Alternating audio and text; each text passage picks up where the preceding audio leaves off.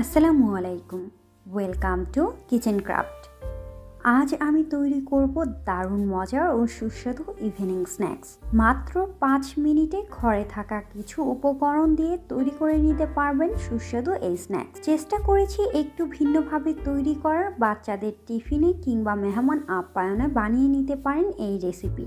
এখন চটজলদি রান্নায় চলে যাচ্ছি। আর আমার চ্যানেলের নতুন সব রেসিপির ভিডিও পেতে চ্যানেলটি সাবস্ক্রাইব করে রাখতে পারেন।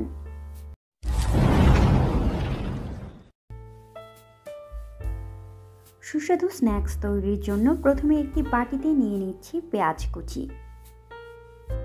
দিয়ে দিচ্ছি গোল করে কেটে রাখা কাঁচামরিচ, আর দিয়ে দিচ্ছি 3-4টি শুকনো মরিচ। অ্যাড করছি সামান্য জিরা গুঁড়ো, সামান্য গরম মশলা, লবণ দিয়ে দিচ্ছি পরিমাণ মতো। অ্যাড করছি চাট মশলা, এটা অপশনাল, চাইলে স্কিপ করতে পারেন। দিয়ে দিচ্ছি টমেটো সস 2 টেবিল চামচ। এখন সব উপকরণ একসাথে ভালোভাবে মিশিয়ে নিচ্ছি। মেশানো হলে দিয়ে দিচ্ছি সিদ্ধ আলু 1.5 কাপ পরিমাণ। একটু মিশিয়ে নিয়ে দিয়ে দিচ্ছি চিকেন। এখানে আমি রান্না করা চিকেন ব্যবহার করছি। মাংস দেয়া হলে আবারও একটু মিশিয়ে নিয়ে হাতে অল্প পরিমাণ মাংসের মিশ্রণ গোল করে নিয়ে পাশে রেখে দিচ্ছি। এবার অন্য একটি প্যানে নিয়ে নিচ্ছি সামান্য তেল। অল্প আঁচে তেল গরম হয়ে আসলে অ্যাড করছি সামান্য জিরা। দিয়ে দিচ্ছি সুজি 1/4 কাপ পরিমাণ। 2-3 মিনিট অনবরত নেড়ে অ্যাড করছি সামান্য লবণ, আর দিয়ে দিচ্ছি চিনি 1 টেবিল চামচ। এটা অপশনাল, চাইলে চিনি স্কিপ করতে পারেন। এখন আবারও 2 মিনিট অনবরত নেড়ে দিয়ে দিচ্ছি দুধ 1 কাপ পরিমাণ। এই ক্ষেত্রে চাইলে পানি ব্যবহার করতে পারেন। দুধ দেওয়া হলে দুধ শুকিয়ে একটু আঠালো হয়ে আসলে চুলার ফ্লেম অফ করে নামিয়ে নিচ্ছি।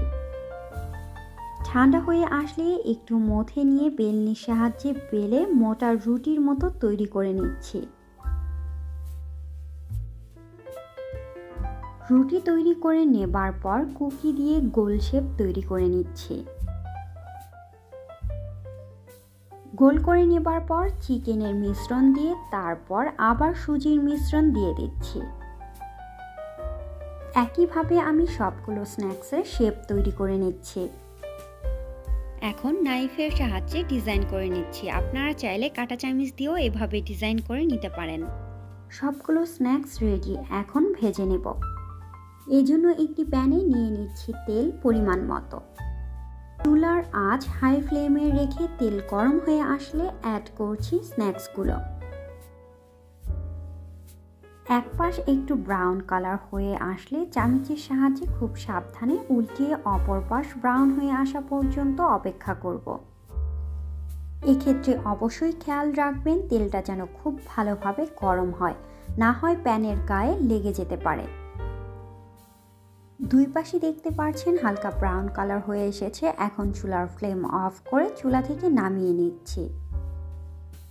অল্প সময়ে তৈরি হয়ে গেল দারুণ মজার ইভিনিং স্পেশাল চিকেন স্ন্যাক্স। আপনারা বাসায় অবশ্যই ট্রাই করবেন একটু ভিন্ন ধরনের এই স্ন্যাক্স। আশা করি সকলের ভীষণ পছন্দ হবে। আর যদি বাসায় ট্রাই করেন অবশ্যই কমেন্ট করে জানাতে ভুলবেন না।